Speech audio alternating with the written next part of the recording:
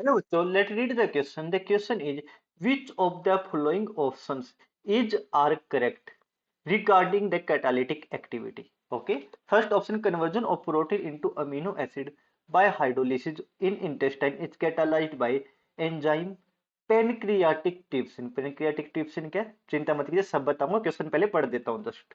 Okay. Second option, in case of fever the activity of biochemical catalyst just get adversely affected. Okay, adversely means opposite, प्रतिकूल प्रभाव, right. Option number C, in heterogeneous catalysis the reactant must get adsorbs reasonably strong on the catalyst surface but not so strong that the desorption product become impossible. Okay, and option number 4, in the decomposition of methyl urea enzyme urease act as catalyst.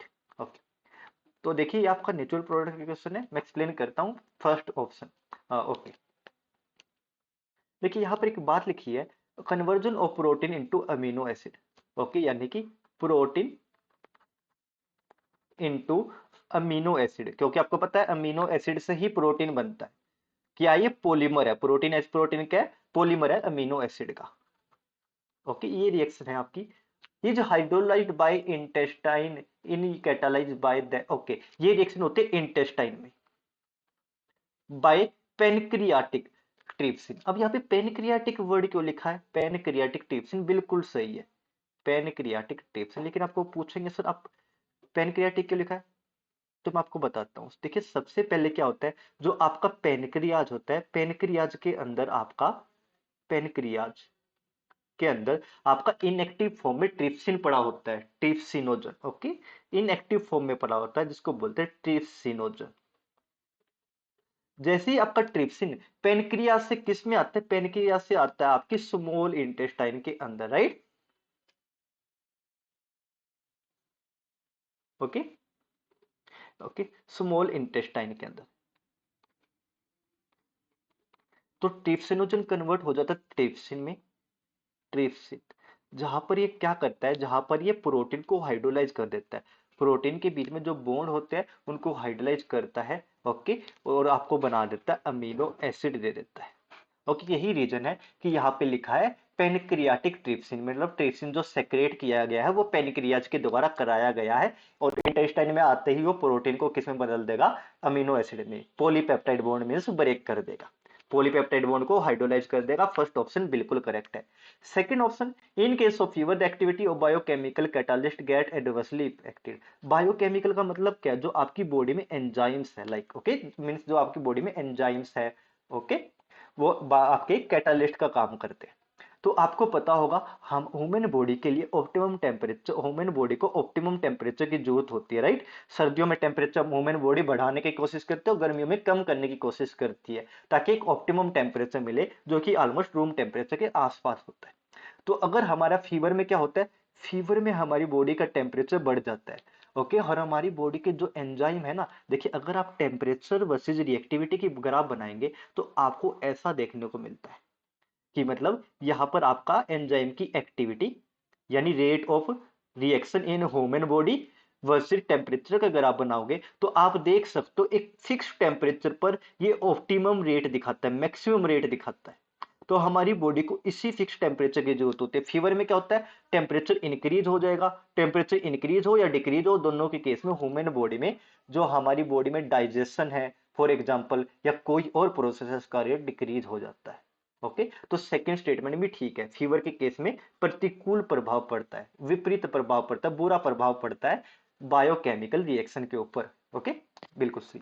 अब हिटोजीनस catalyst क्या होता है? जो आपका हिटोजीनस catalyst जब use किया जाता है जिसका फेज आपके रिएक्टेंट और प्रोडक्ट से डिफरेंट हो।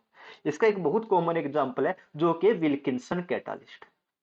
विल्किंसन कैटालिस्ट जो क्या करता है, विल्किंसन कैटालिस्ट, देखिए बहुत अच्छा एग्जांपल है, बिल्कुल सेम इसी क्वेश्चन के ऊपर। विल्किंसन कैटालिस्ट क्या करता है, रोडियम पीपीएच3Cl, रोडियम पीपीएच3Cl, ये क्या करता है, एल्कीन को कन्वर्ट कर देता है आपके, एल्कीन को एल्कीन है मान लीजिए आपकी कोई, तो एल्कीन पे आपका दोनों जो होंगे हाइड्रोजन लगा देगा, हाइड्रोजिनेशन के काम आता है, ठीक है।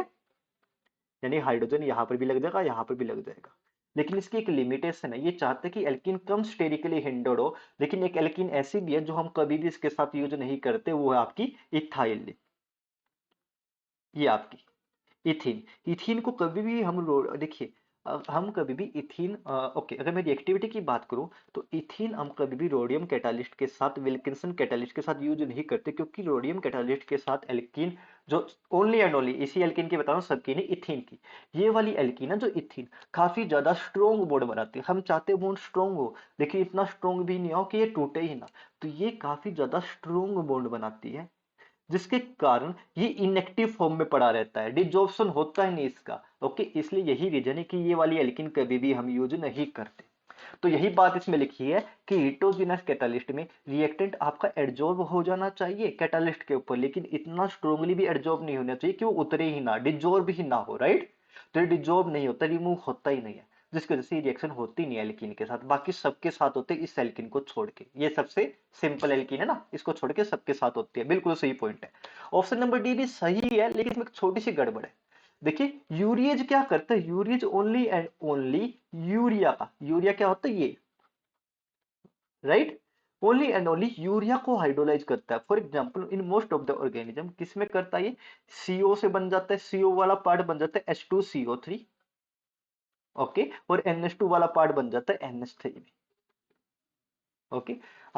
तो आपका ये रिएक्शन बिल्कुल सही है, लेकिन अगर आपने यहाँ पे मिथाइल लगा दिया, मिथाइल यूरिया, मतलब हाइड्रोजन को रिप्लेस कर दिया मिथाइल से, तो ये रिएक्शन नहीं होती है यूरिएज के प्रेजेंस में, okay.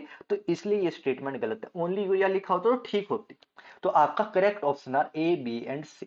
Hope you understand well, happy learning and good bye.